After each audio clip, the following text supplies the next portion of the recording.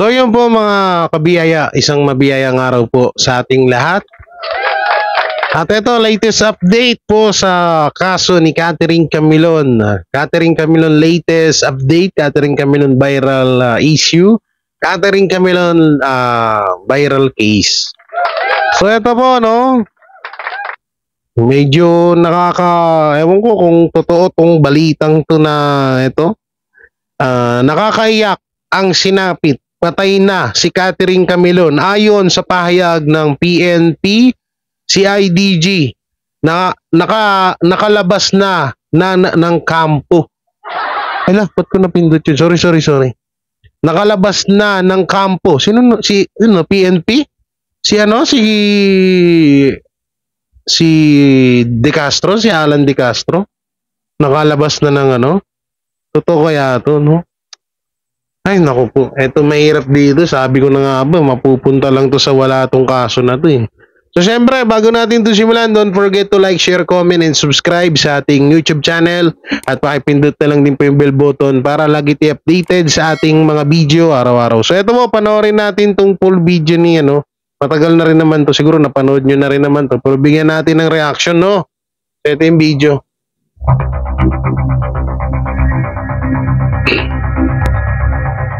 Ito ang latest update sa nawawalang beauty queen na si Catherine Camilon na magpasa hanggang ngayon, hindi pa rin natatagpuan. 3 buwan na ang nakakalipas. 3 buwan na? Again, I'd like to reiterate yung sinabi ni RC na we are hoping for the best pero we are expecting the worst. So yan po yung sa flow po ng investigation namin, wala po talaga kaming hindi po namin masasabi kung wala na talaga. Pero base po doon sa account ng witnesses namin, it appears na yun na nga po, yung patay na nga po. Base doon sa account ng witnesses namin. Today, I would like to announce the dismissal.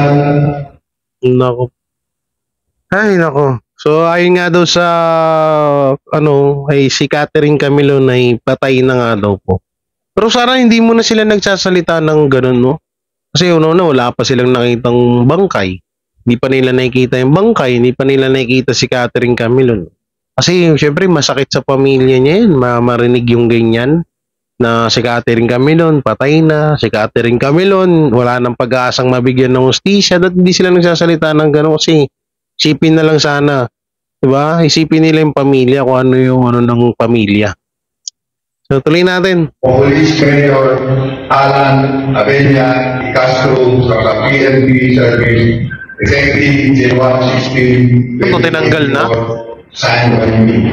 Following an extensive investigation conducted by our Regional Internal Affairs Service for Posible umanong patay na ang nawawalang beauty queen na si Catherine Camilon. Base sa masalaysay ng matestigo, ito ay ayon sa pahayag ng CIDG nitong Huwebes. Ayon sa pahayag ni Region 4A's Investigation and Detection Group or CIDG Deputy Major Nilo Morales sa press conference, we are hoping for the best, but we are expecting the worst. Hindi po namin masabi kung wala na po talaga. Pero base po sa account ng witnesses namin, it appears na yun na nga po, napatay na po. Ani Major Nilo Morales. Ang CIDG ang pangunahing sangay ng investigasyon ng Philippine National Police or PNP. Matatandang noong November 8, 2023, ibinunyag ng PNP na 2 saksi ang nagsabing nakita nila ang 3 lalaki na inilipat ang ni Catherine Camilon sa pulang SUV. Sinabi rin nito na na-recover ng mga operatiba ng CIDG ang isang abandonadong sasakyan na tumugma sa paglalarawan ng mga saksi mula sa isang bakanting lote sa kanto ng Dumuklay Road at Star Tollway sa Barangay Palyucan East noong November 9. Ang kotseng walang plaka ay dinala sa Camp General Miguel C. Malvar sa Batangas City at isinailalim sa forensic examination. Batay sa isinagawang pagsusuri ng forensic group ng pulisya, ang DNA ng mga hibla ng buhok na nakuha mula sa pulang Honda CR-V ay tumugma sa DNA ng mga magulang ni Camilon. Si Catherine Camilon ay isang kalahok sa Miss Grand Philippines 2023. Siya ay naiulat na nawawala noon pang October 12, 2023. Samantala, Police Major Alan De Castro tinanggal na sa serbisyo. Nitong Huwebes, January 18, 2020, Dapat nga matagal nang nilang ginawa yan, ba't ngayon pa lang? Hindi, marami din nag-aantay na na mga netizen na sinasabi nila, nare-request nila palagi at lagi ko nababasa sa mga comment section na bakit bakit ayaw pa nila rin itanggalin sa posisyon yan si Major Alan De Castro, ngayon ex Major Alan De Castro. Dapat nga 'di ba tinanggal na agad nila yung pag-anam, no? So parang kasi yung nangyari kasi mahirap kasi magsalita eh. No, mahirap magsalita. Ba't ayaw pa kasing ilipat na lang to sa NBI. Mas gugustuhin ko pag sa NBI pa eh, baka may mas maano pang hustisya dito eh. Pero diyan hindi ko naman sa minamalit kaso ang tagal na mag-apat ng buwan wala pa ring hustisya. Kahit man lang sana na makita na lang sana yung katawan, ganito ganyan, kung totoo man na wala na nga si Catherine Camilon, hindi mas okay, mas tanggapin na lang, 'di ba? Tatanggapin na lang ng pamilya, ganun kaya naman na ganito, umaasa pa rin. At dapat managot yung kung sino talaga yung tunay na gumawa nitong krimen na to. Kaso nangyayari kasi, parang patagal ng patagal, wala naman nangyayari dito sa kasong to. Parang nangyayari, parang pinapaikot-ikot lang lahat eh. Oo, parang ay nako, basta. Inanunsyo ni Police Regional Office 4A Director Brigadier General Kenneth Lucas na tinanggal ng PNP sa serbisyo si Police Major Alan De Castro. Nito lamang January 16, 2024, epektibo ang kautosang pagtanggal sa serbisyo kay Police Major Alan De Castro, ang pangunahing suspect sa pagkawala ng beauty pageant contestant na si Catherine Camilon. I would like to announce the dismissal of Police Major Alan Abenya De Castro, effective January 16, 2024. Signed by me, following an extensive investigation conducted by our Regional Internal Affairs Service 4A or RIAS 4A, ani Kenneth Lucas sa press conference. Ayon kay Police Brigadier General Paul Kenneth T. Lucas, ang kaso laban kay Police Major De Castro ay nagmula sa mga aligasyon ng hindi nararapat na pag-uugali ng isang pulis, kagaya ng pakikipagrelasyon sa ibang babae sa kabila ng pagkakaroon nito ng asawa. The case against Police Major De Castro stemmed from allegations of conduct unbecoming of a police officer after a series of thorough investigation by the RIAS 4A, uncovering evidence of an illicit and extramarital affair between the respondent and the missing Catherine Camilon. Ang pagpapaliwanag ni Lucas. Dagdag pa nito, ang pagtanggal kay Police Major De Castro ay naglalarawan ng malaking hagbang sa pagtitiyak ng responsibilidad sa mamamayan at pananagot sa kanilang mga maling gawain. Ito rin ay nagpapakita ng dedikasyon ng pamunuan sa pagsunod sa pinakamataas na pamantayan ng pag-uugali at integridad sa hanay ng kapulisan. Matatanda ang noong November 15. Alam nyo na ko dito, kaya ang tagal lumutang ni sino ba to? Si Jeffrey Magpantay, kaya ang tagal lumutang nun. Malamang talaga may contact pa tong si De Castro sa labas. O nga, baka mamaya nga magka-contact pa tong may komunikasyon pa to si Alan De Castro kay Jeffrey Magpantay. Kasi nakakahawak pa to ng cellphone, di ba? So maaaring ito. Ito lang ayon lang, pag dito, sa kaisipan ko lang to. Hindi naman to 100%, no? Disclaimer tayo. Halimbawa, ganito, siyempre may hawak pa cellphone eh. Malay natin kung anong ginagawa niyan. Siyempre, kung anong niyan, kung halimbawa man na, di ba? Baka mamaya nga kakaano diyan sa yung about dun sa may cellphone kay Jeffrey. Baka kaya matagal lumabas yan. Kasi kung ito kung gugustuhin man ni Jeffrey Magpantay na talagang linisin yung pangalan niya, ba't niya pa pinaabot ng ilang buwan? Diba? Ang daming naglabas na na-issue pinatumba na rin ni De Castro itong si Jeffrey Magpantay. Yung pala, lumabas na.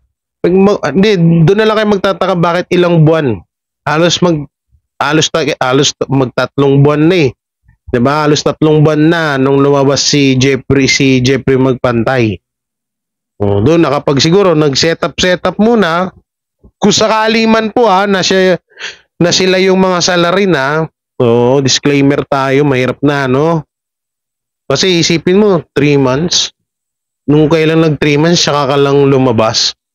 Kung talagang gusto mong linisin pangalan mo, nung putok na putok tong issue kay Catherine Camilon, ba't hindi ka lumitaw nun, 'di ba? Bakit ngayon ka lang lilitaw kung kailang wala na, gas-gas na yung pangalan mo, noon pa lang, una pa lang, kung talagang wala kang ginawang masama. Okay, tuloy natin. 2023, ibinunyag ni Investigation and Detection Group or CIDG Director Major General Romeo Karamat na inamin ni Alan De Castro ang pakikipagrelasyon kay Catherine Camilon. Ngunit sa kabila ng pagbubunyag, sinabi ni Karamat na nananatiling tahimik si Alan De Castro pagdating sa mausapin na may kinalaman sa pagkawala ng beauty queen contestant na si Catherine Camilon. Matatandaang January 10, 2024 nang sumuko naman ang driver at personal bodyguard ni Alan De Castro na si Jeffrey Magpantay na isa sa maitinuturing na kasabwat sa krimen. Samantala, bagamat hawak na ng mga pulisya ang mga suspect, hanggang ngayon ay hindi pa rin nakikita ang beauty pageant contestant na mahigit na 3 buwan nang nawawala. Today, I would like to announce the dismissal of Police Major Alan Abella De Castro from the PNP service effective January 16, 2024, signed by me, following an extensive investigation conducted by our Regional Internal Affairs Service for the case against Major De Castro is still allegations of conduct and becoming of police officer after a series of thorough investigation by the RIAS for uncovering evidences of an illicit and extramarital affair between the respondent and the missing Catherine Camilon. Police Major De Castro's dismissal serves as a significant step in ensuring that individuals entrusted. Ang maganda sana ritong ginawa, kahit na tinanggal na nila yan sa serbisyo si Alan De Castro, dapat ikulong na talaga yan kasi siya na yung main suspect, di ba? Sa pagkawala ni Catherine Camilon. Dapat dapat ngayon na kahit na tinanggal na siya, dapat na yan, ikinulong na hanggang tumatakbo pa rin yung kaso. Ang masama kasi dito, tinanggal lang sa serbisyo tapos makawala din or pakawala na, yan ang masama dyan. O sabihin na natin sa kampo, sige, pag-alagala ka dyan, parang malayo, parang hindi mo rin na-feel na nakakulong ka. Oo. Tsaka mamaya, syempre may aral yan, kagaya ng sinabi ni Senator Rapi Tulfo na baka mamaya makawala yan dahil syempre dating pulis yan, may mga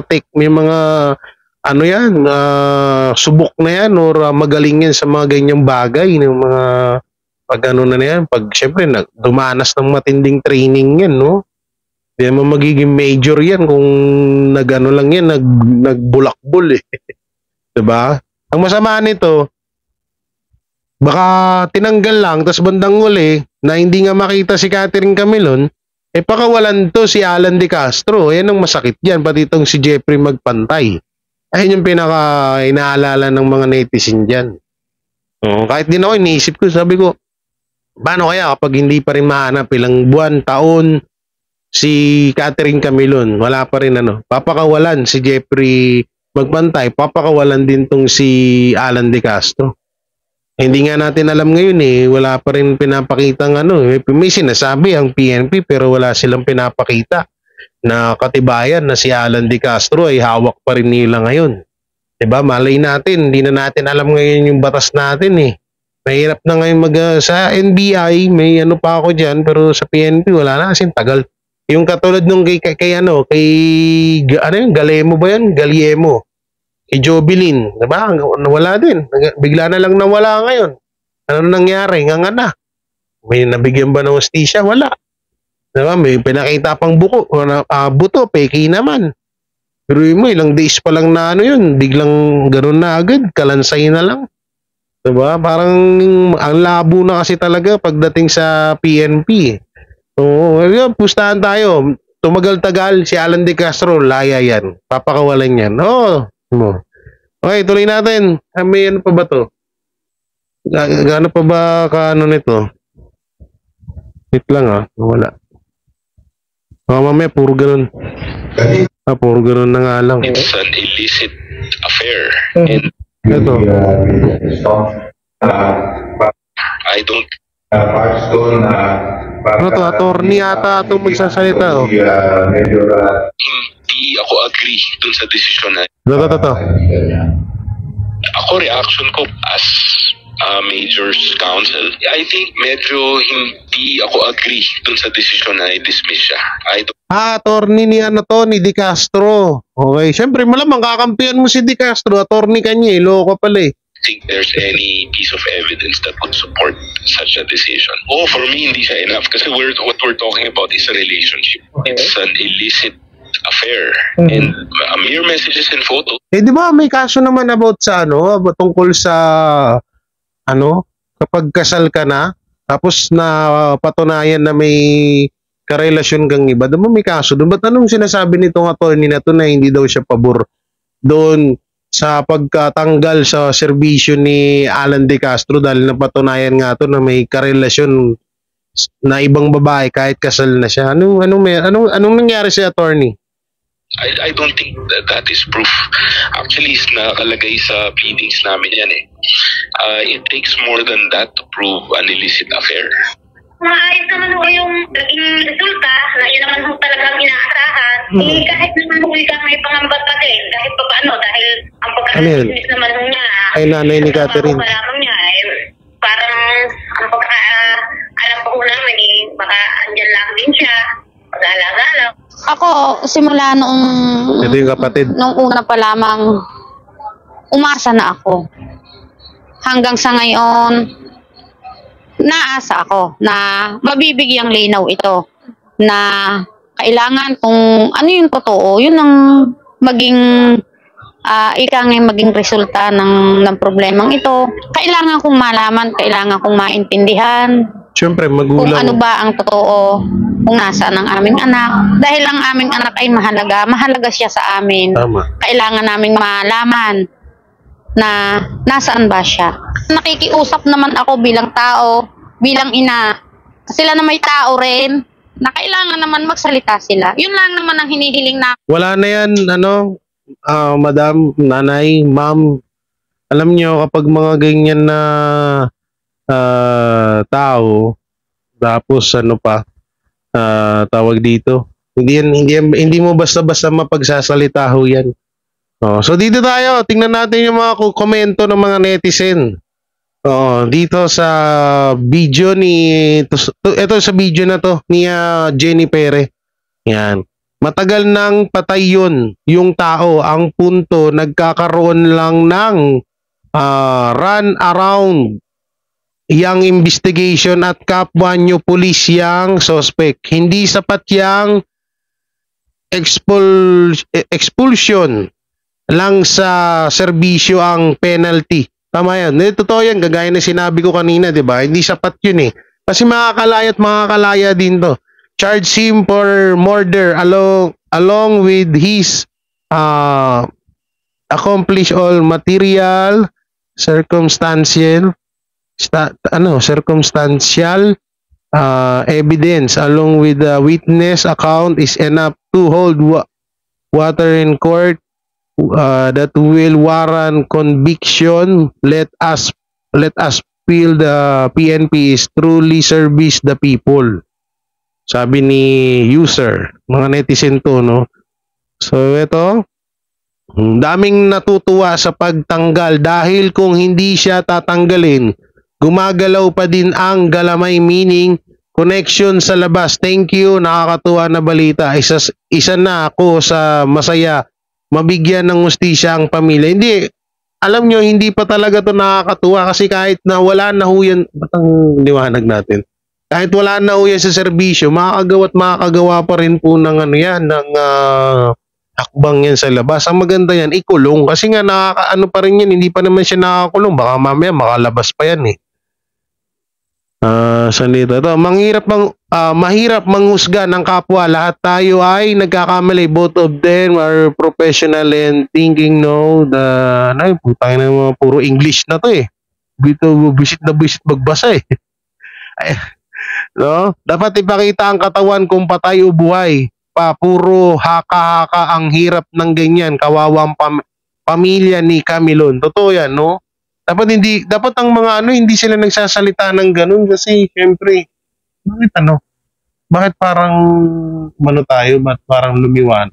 Parang kukunin na tayo na St. Peter. No? Sibak pero hindi kulong. Justice is not. Di ba? Yan ang sigaw din ng mga tao. Kailangan ni kulong. Oh my God, patay na. Kawawa naman si Catherine Camilon at ang pamilya. Ba't hindi nila maituro kung saan ang katawan ni Catherine Camilon para makita kung totoo bang patay na? Ayaw magsalita ni De Castro. Kawawa naman ang pamilyang Camilon na ilang buwan na wala pa ring linaw kung saan talaga nila niligay si Catherine Camilon. Sana po Sir Senator Happy Tulfo, matulungan mo ang pamilya Camilon. Ito pa, dapat po dalhin sa Senado ang case na iyan para maparusahan ng tama ang may sala. Sa Senado? Siguro malabo yun ha. Bakit pinalaya? Sana inuna ang warrant of arrest upang hindi na makatakas pinatakas muna para maglaro ng tagu-taguan. Pinatakas ba? Hindi ko Ituro nila sana kung saan nila nilagay ang dalaga o inilibing para makita rin ng mga magulang at kapatid. Kawawa naman sila. Alam niyo mga biyaya, parang na to eh. Kung halimbawa, pinalaya ba? I-comment nyo nga dyan. Hindi ko na Naku po, sabi ko na nga ba, pag bandang uli, makakalaya to eh. Ay, naku. Pero nagtataka lang ako, pag ibang tao, yung mga normal lang na tao, ba't ang bilis mapaamin ng mga PNP? Pero kapag kapwa nila pulis, ang hirap nilang paaminin. Yan ang totoo. Yan ang nangyayari ngayon sa batas natin. Pag kapwa nila pulis, ang sangkot sa krimen, hirap na hirap silang mapaamin. Pero kapag mga normal lang na tao, lalo't mahirap, ang bilis lang umamin. Ba't kaya ganoon? Hindi, nagtatanong lang naman ako, huwag nyo masamain ha. Kasi tagal na rin itong kaso na ito. Mag-4 months na, wala pa rin nangyayari. Puro haka-haka, patay na daw. So, ganyan. Naku. So, yung mga kabiyaya, ano masasabi nyo rito sa kaso ni Catherine Camilon? I-comment nyo lang po dyan sa baba. At syempre, please don't forget to like, share, comment, and subscribe sa ating YouTube channel. At pakipindot na lang dito yung bell button para lagi tayo updated sa ating mga video araw-araw. So, maraming salamat. Ingat po kayo palagi. God bless and peace and bye-bye.